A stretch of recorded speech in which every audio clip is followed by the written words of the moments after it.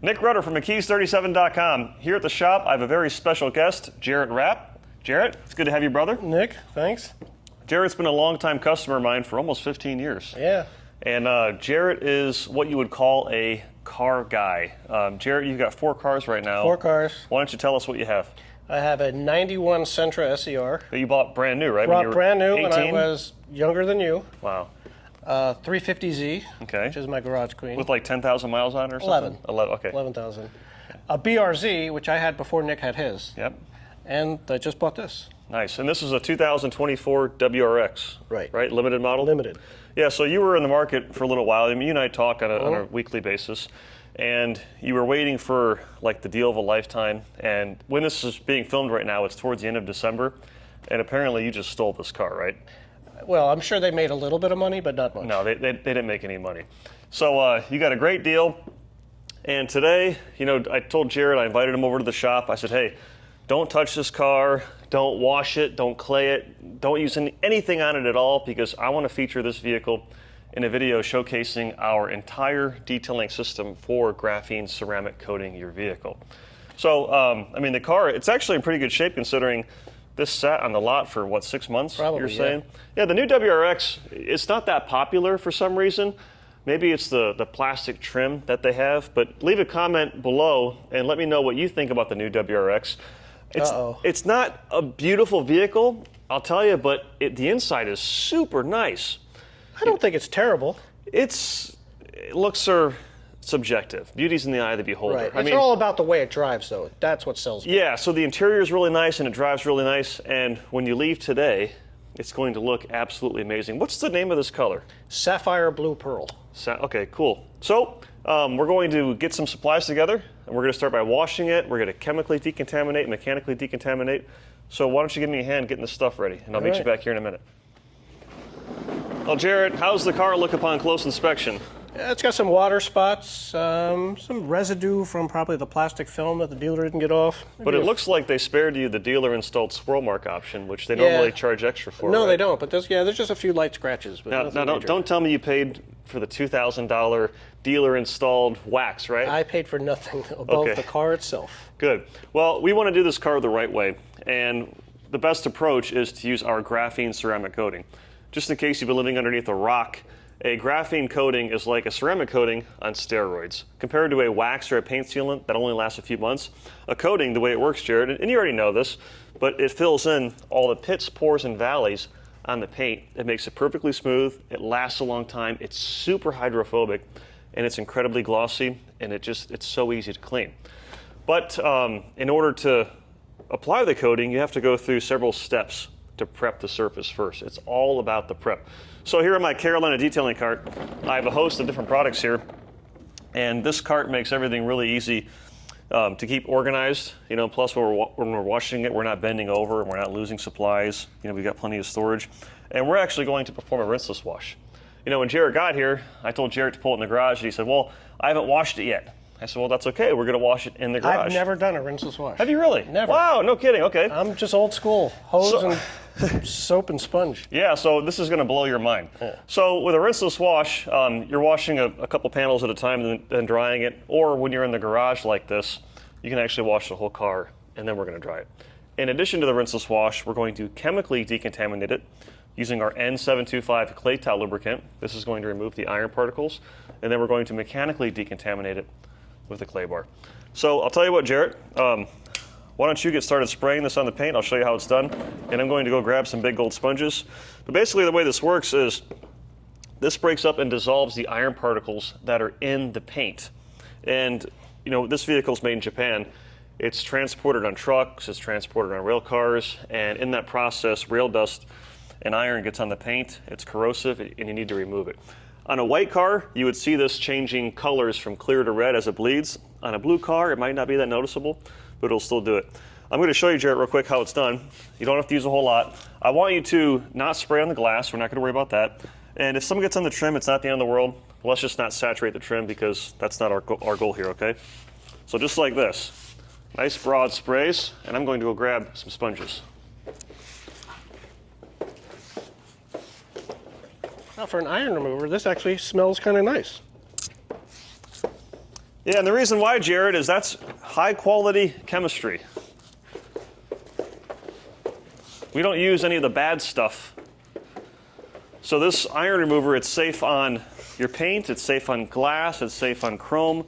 And like Jared said, I mean, it doesn't smell, like, for example, our detail spray doesn't smell that good, but you can see we're not coughing or hacking, and it's certainly not going to clear out the garage here.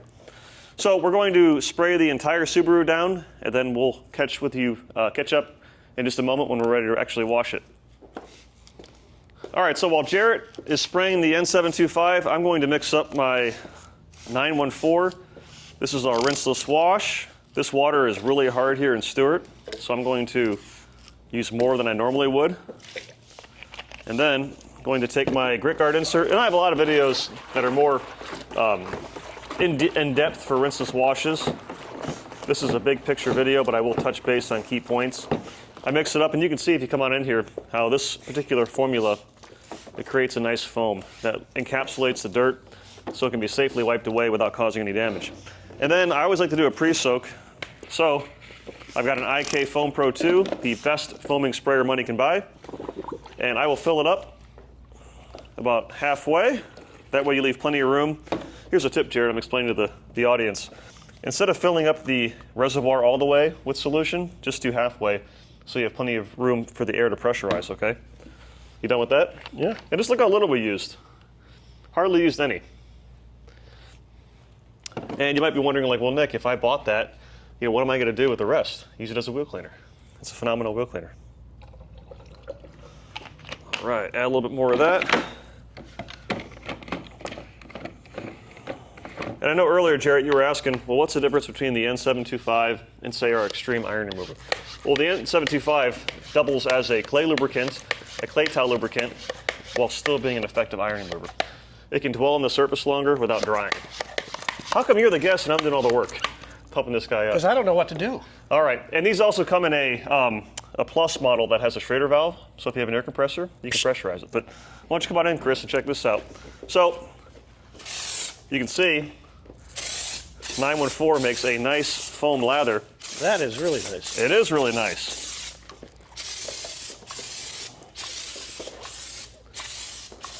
So I'll tell you what, Jarrett, why don't you go around the rest of the vehicle, try to avoid getting foam all over the nice Corvette back there, and I'm going to start washing it, okay? But get the glass and stuff too, okay? Sounds good. All right, so back over here, the best wash tool for a rinseless wash is our Big Gold Sponge. And this has all these cross-cut grooves and slots that trap the dirt and the grit. And since there's two of us, we're going to use two sponges here. And I wring it out about 50%. You want to have ample solution in there, but you don't need to have a ton either. So I'm going to start at the top and work my way down. I'll wait until Jared actually foams this part of the vehicle. And N914 provides a ton of lubrication. That with the 725 clay towel lubricant, I mean, this paint is really slick. Really slick. So we can safely wash it. I think by the time you leave today, Jarrett, you are going to be a rinseless wash junkie. You think? I don't think, I know. Think I'm going to start washing cars in my garage? I think you will, yeah.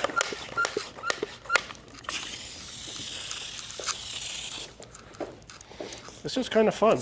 It is fun. Come over here and do this side, you slacker.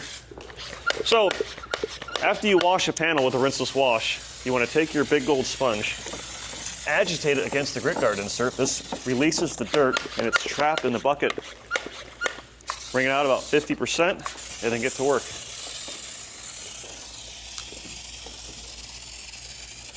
And this is more of a caveman wash method I'm using right now because we're going to polish this vehicle. So while I'm not being careless, I'm also not being super careful either. I just want to get it clean so we can move on to the next part. So I'll tell you what, we're going to finish washing the WRX. I'll see you back in just a moment when we're ready to use the clay bar. Well, Jarrett, where are we at with the car? Pretty much done. So as your first time with a rinseless wash, what do you think? Well, we're not done yet, but this is kind of a little bit fun. It is fun, and it's kind of mind-boggling that we're in the garage doing this, right? Right. I mean, it's nice and cool. It's 72 degrees in here. No hose. No hose.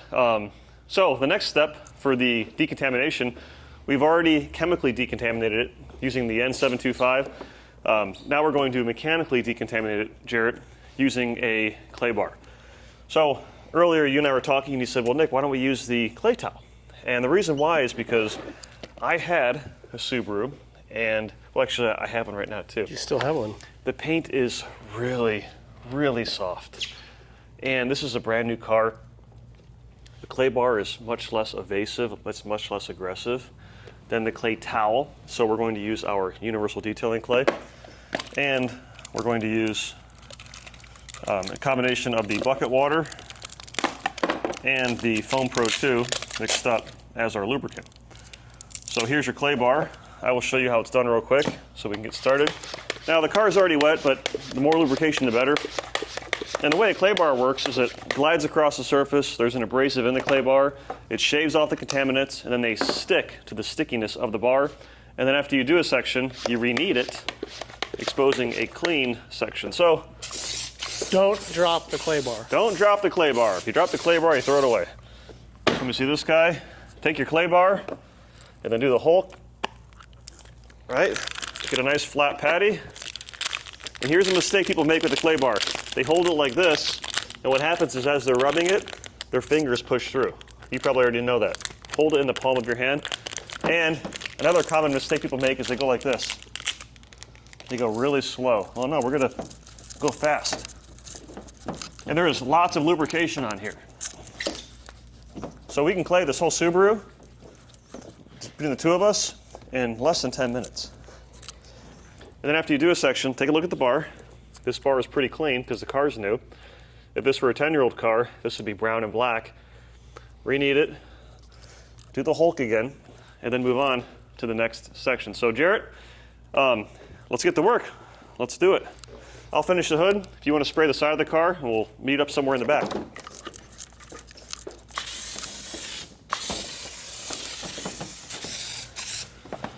All right, this is the best way to clay a car, right, Jarrett?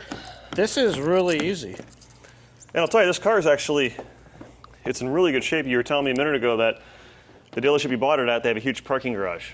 So unlike most car lots where they're stored outside, this car was in the garage for a long, long time.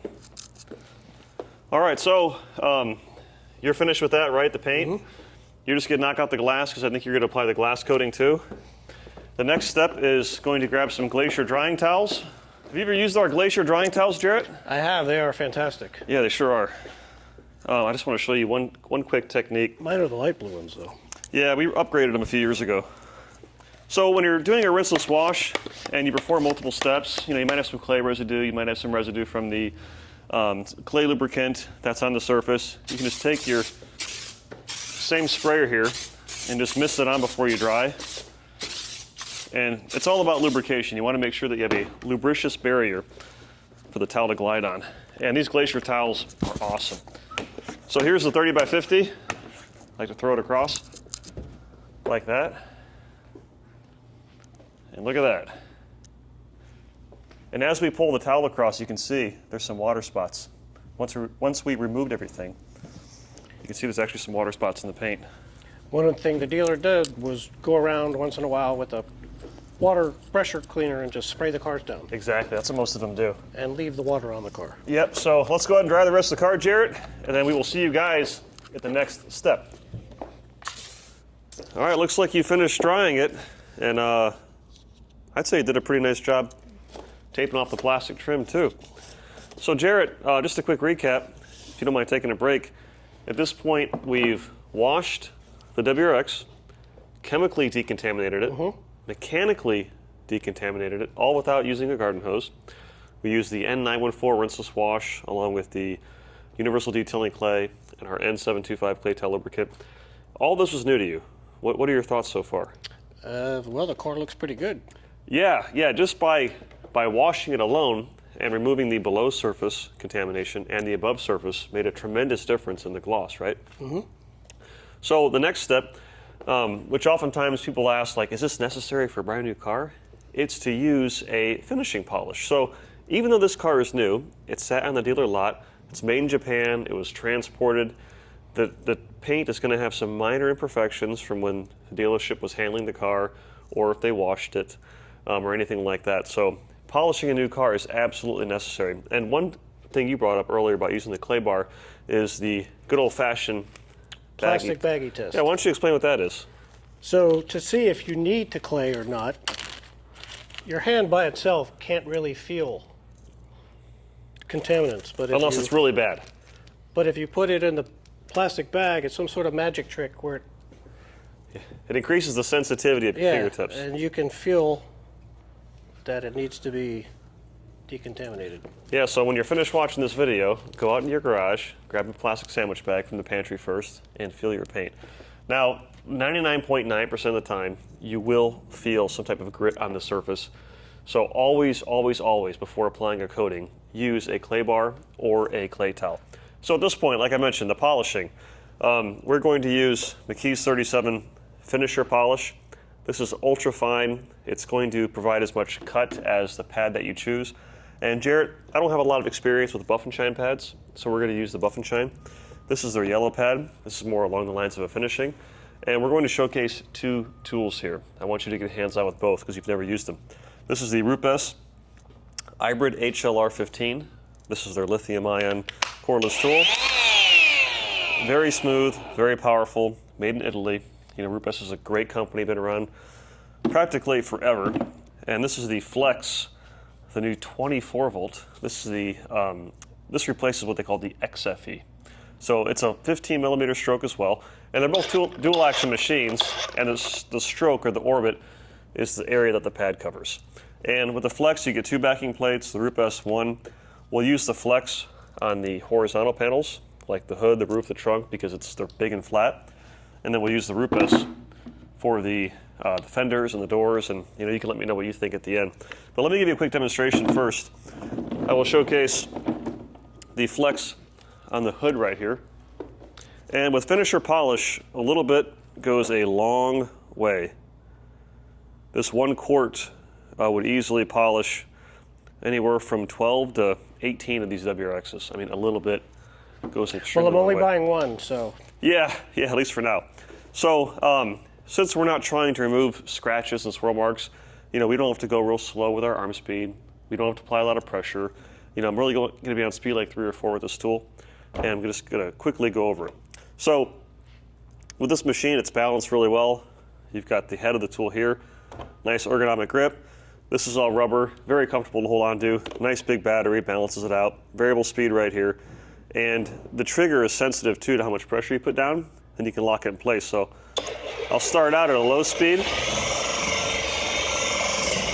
spread the polish around, and then I'll lock it in place, put my hand back here, real quickly. Just like that.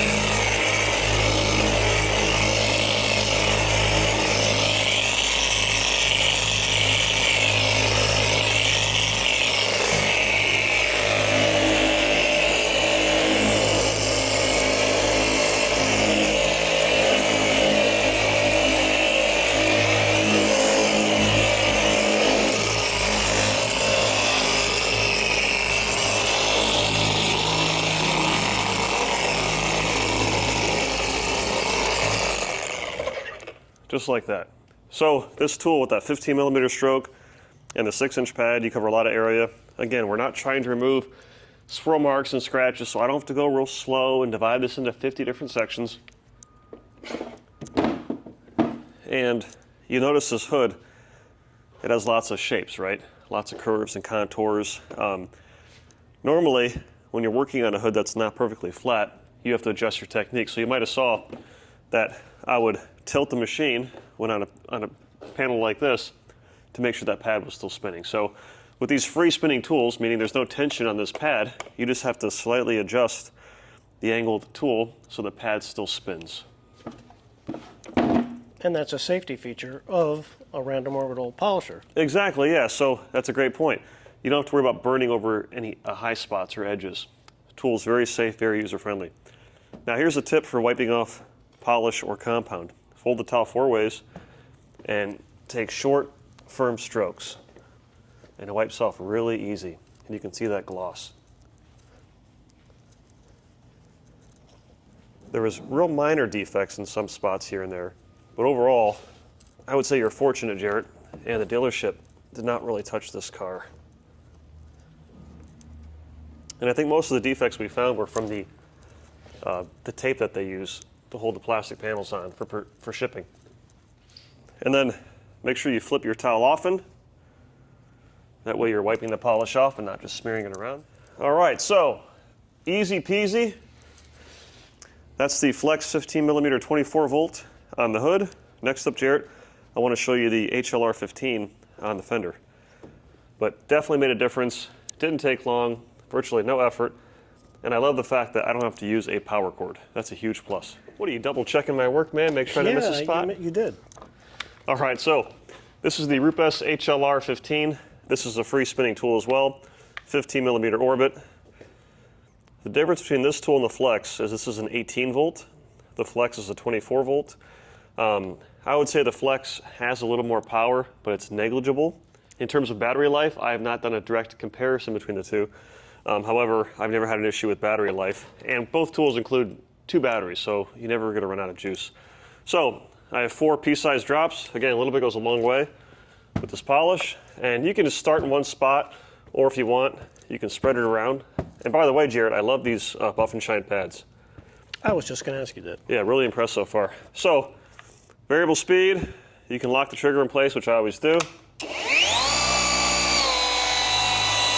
Spread my polish out.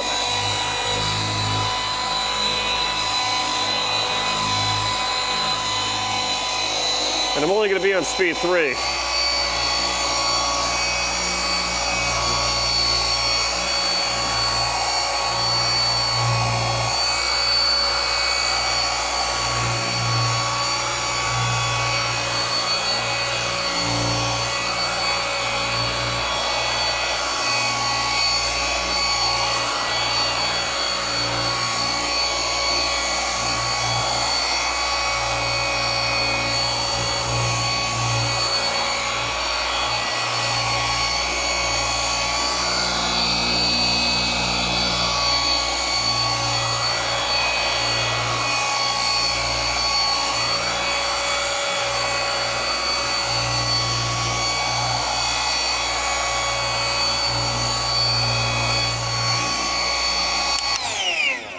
All right, so same process as the Flex, 3 or 4 passes, light pressure, faster arm speed. Again, we're not trying to remove any defects. If you go a little bit on the adjacent panel, that's fine. Just like the Flex, since this is a free spinning tool, you saw that I had to adjust the angle. That way the pad would keep spinning. This tool is noticeably smoother than the Flex. But did you also notice the blue strip of light that comes on the side? Yeah, that's pretty nice. Yeah. Which one is better? It's really subjective. They're both great tools. Some guys love the real meaty feel of the Flex. Others like the Rupes. They're both awesome tools. Does this polished stain plastic trim? So that's a good question. The polish itself, Jarrett, does not stain plastic trim. I can let that sit for an hour and wipe it off. Well, I hope you would. It's not going to stain the plastic trim. You know what stains plastic trim? What?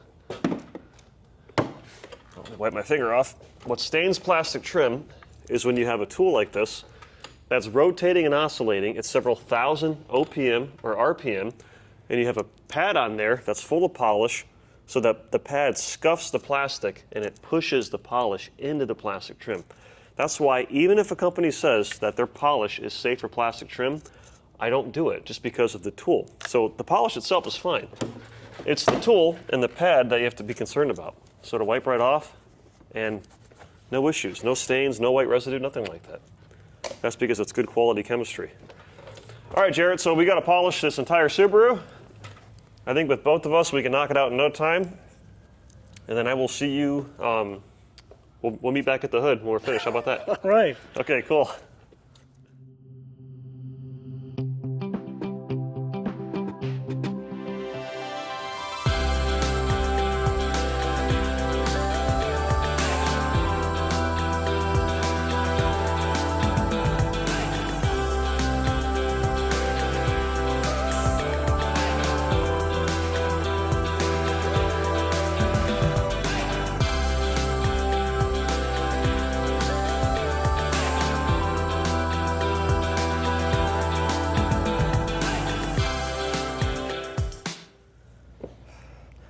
Well, Jarrett, this car looks phenomenal. Better than brand new. It responded very well with the polish, and it absolutely made a huge difference. So, we've polished it. At this point, we're going to use the coating prep spray. And the coating prep spray is a super important step because it removes any polishing oils that are from the polish, which all polishes have, and it gets the paint squeaky clean. You know, right now, if you feel the paint, it's real nice and smooth, right? Once we use the coating prep spray, it's going to become rubbery. That's because there'll be nothing on the paint. So, using this is simple. And you'll notice that when I spray this on the paint, see how it stays wet? It smells good too. Yeah, and it smells good. You want it to stay wet. The issue with using alcohol, a lot of guys mix up alcohol is a terrible, terrible lubricant. And it flashes right away. This stays wet on the surface, and then when you wipe it, you'll see it flashes off.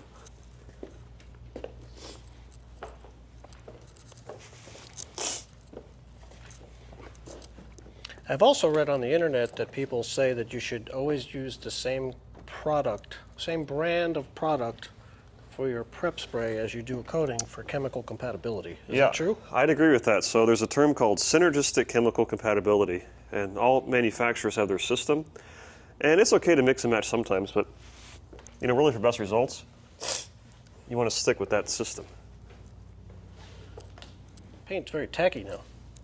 Yeah, it's because there's no polishing oils on it. All right, Jarrett, so you've applied my coating before. We're applying the graphene ceramic coating. It's a 5-year coating.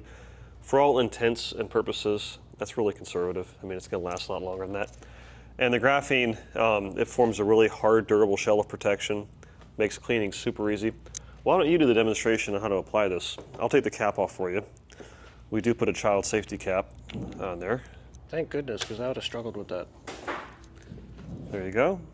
And I will let you explain the best way to apply this using the proper technique. All right, so we're going to put the pad and spread it out.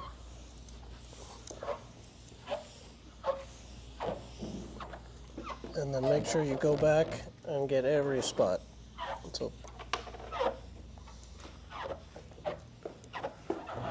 yeah, so one thing about this coating, Jarrett, as you know from experience, is very forgiving.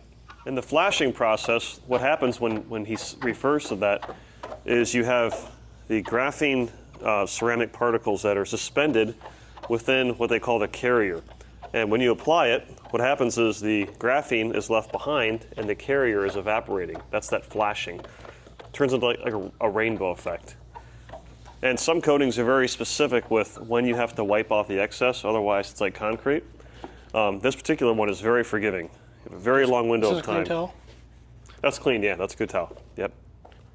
And this coating just wipes off with no effort. And if you wanted, you can apply it to multiple panels and then wipe it off, or just do one panel. Very forgiving. The key with wiping off a coating is you want to have an ample amount of microfiber towels. Lots and lots and lots of microfiber towels. And you want to flip your towel frequently so you're not just smearing it around. Nice. And you already coated all this, Jarrett? Nope. Gotta do this proof. So if you wanted to as well, you can coat an entire hood and then you can do it. Or you coat half a hood. It's really personal preference. You know, this hood is a more complex design with the hood scoop and with all the curves and contours.